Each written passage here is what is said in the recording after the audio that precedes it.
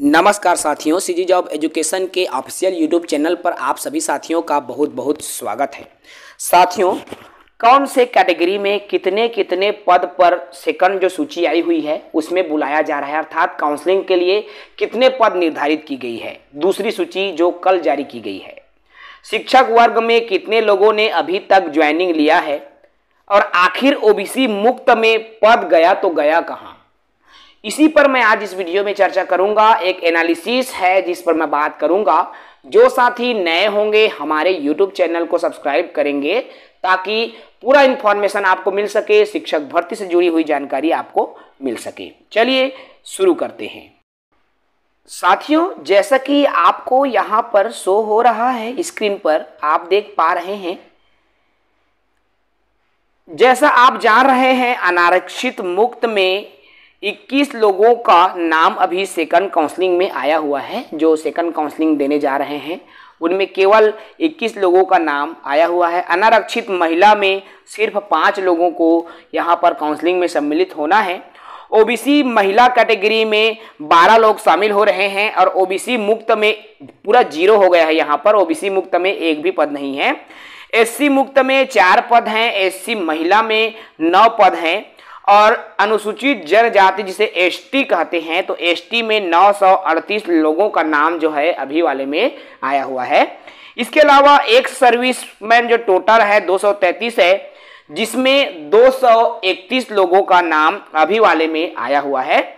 इसके अलावा एक अनुमानित जो पीएच की हम बात करें, यहाँ पर फिजिकल हैंडीकेप्ड की बात करें तो सब मिलाकर 1320 ही हो रहा है सेकंड काउंसलिंग में। ठीक है, अब सभी को अगर मिलाया जाए, देखो सभी का कहने का तात्पर्य है 21 अनारक्षित का, अनारक्षित मुक्त, अनारक्षित महिला, ओबीसी महिला, ST4, SC महिला मुक्त, इस सबको यदि जोड़ें तो टोटल जोड़ने के बाद में आपका जो कुल हो रहा है 1320 ही हो रहा है, जिसका नाम अभी अर्थात द्वितीय सूची में आया हुआ है काउंसलिंग के लिए।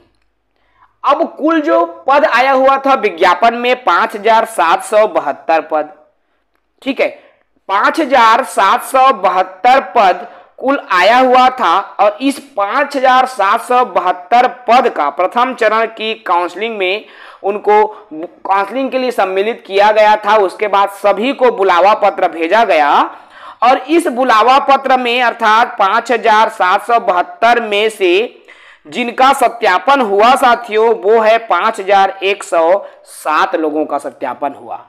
ठीक है, अर्थात 5772 कुल पद में सिर्फ 5107 मतलब 665 लोग ऑलरेडी नहीं गए, मान के चलो। ठीक है, 665 लोग जो है सत्यापन में नहीं गए। अब जब पहली सूची जारी की गई दस्तावेज सत्यापन के बाद ज्वाइनिंग के लिए, तो 3318 की नियुक्ति पत्र जो है उनको प्रदान किया गया है। कितने को? तो 3318 साथियों को ही नियुक्ति पत्र जो है प्रदान किया गया। अब जब जितने को नियुक्ति पत्र मिला है उसको यदि हम माइनस कर ले तो भी यहां पर आपका 1789 पद बचता है। अब चलो मान लो इसमें का होल्ड भी मान ले, तो देखिए होल्ड इतना जाएगा नहीं भाई, 1789 पद हैं। अब इनमें से देखो 1789 पद हैं, इसमें से आपका 172 पद होल्ड माना जा रहा है, जैसा कि सुनने में आ रहा है। उसके हिसाब से यदि उसको भी माइनस कर दिया जाए तो भी हमारे पास बचता है 1617 पद। ठीक है, अब 1617 पद जो बचता है प्लस जो 665 लोग जो वेरिफिकेशन में ही नहीं गए हैं उसको भी यदि आप ऐड करते हो यहां पर तो 2282 पद बचता है।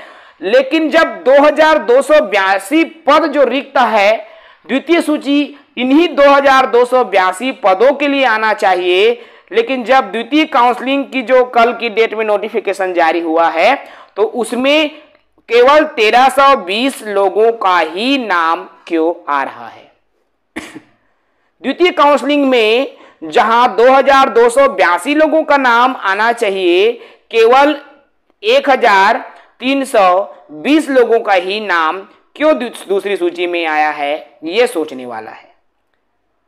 अब मैं बात करूं कि 1320, देखो 2282 में सिर्फ 1320 लोग का नाम है, अर्थात अब इसमें से भी घटाते हैं तो 900 कुल 62 पद। अब ये जो 962 पद आखिर गया तो गया कहां? सबसे बड़ा सवाल यही निकल कर आ रही है इस तर्क से, इस वितर्क से, कि जो 962 जो पद है शिक्षक वर्ग 2 के वो कहां चला गया, किसको मिला? ये समझ से परे है।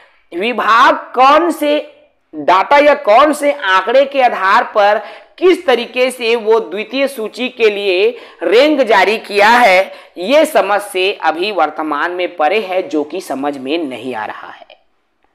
हालांकि अभी इस पर कुछ कहना मुश्किल है जब तक जो है विभाग द्वारा कुछ नहीं कहा जाता। फिलहाल ये हमारी तर्क है, आपकी तर्क है, हम सब की तर्क है, जो कि अभी वर्तमान में इसको लेकर निकल कर सामने आ रही है कि आखिर जब 1320 पद के लिए काउंसलिंग हेतु बुलावा किया गया है, काउंसलिंग में सम्मिलित होने के लिए नोटिफिकेशन जारी हुआ है, तो ये जो 962 पद है इसी की यहां पर पद की जो जानकारी वो नहीं मिल पा रही है। आखिर ये 962 पद है, क्या चीज गया कहां, कैसे ये 962 पद को क्या विभाग द्वारा रोक दिया गया है, ये रोका गया है तो क्यों रोका गया, क्या इसके संदर्भ में, देखिए जब तक आप सभी जो चयनित युवा बेरोजगार हैं यदि वे विभाग नहीं जाएंगे, शिक्षा विभाग डीपीआई नहीं जाएंगे वहां पर, जब तक चीजें आप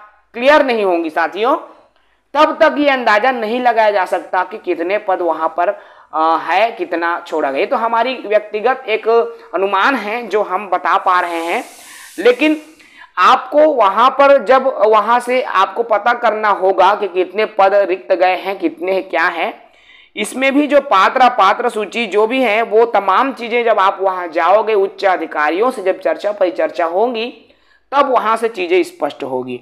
लेकिन जो चीजें यहां से निकलकर सामने आ रही है उसके हिसाब से 1320 लोगों का नाम अभी वाले सूची में जो है आया हुआ है। द्वितीय चरण की काउंसलिंग में 1320 लोगों का नाम, 1320 तक के 20 जो रैंक वाले साथी हैं उनका नाम आए हैं, अर्थात 1320 लोगों का अलग अलग रैंक वाइज।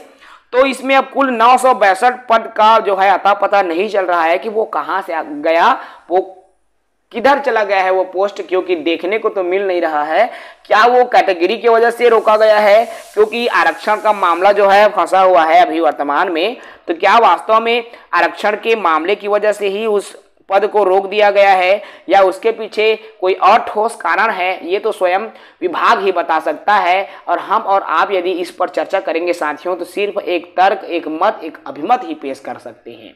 फिलहाल जो तर्क जो निकल कर सामने आ रही है अपडेट, मैं इस वीडियो के माध्यम से इतना ही साझा करूंगा। जो साथी नए होंगे हमारे YouTube चैनल को सब्सक्राइब करेंगे। जय हिंद, वंदे मातरम।